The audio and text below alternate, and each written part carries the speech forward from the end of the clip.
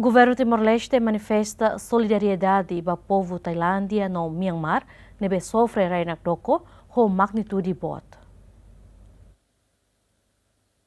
Iha sexta ne acontece rainak doko iha Myanmar, ho magnitude hitu ponto sia, nebe atinge mos iha nação Tailândia, ho magnitude hitu ponto hitu, o de halakon emanain atu sida hatnuru resin hati iha Myanmar, no kanek atu situ resin. Além de autoridade tailandesa Siramos, confirma ona katak to agora pelo menos emanain tolu mata ia Bangkok, ha foi ne edifício da nebe sira construir ela monu, ho emanain sanulu baleten mak sei fo sai hanesan lakon. O acontecimento nele husi comunicado presidência Conselho Ministro ia sábado ne, Governo República Democrática Timor-Leste expressa solidariedade makas ba governo no povo Tailândia no Myanmar, nebe mak afetado makas husi rainak doko. Ia comunicado ne, governo Timor-Leste hatou sentido condolência ba família vítima siranian husi nação rua, onde deseja recuperação da lais basira nebe kanek, no basira nebe afetado diretamente husi calamidade ne.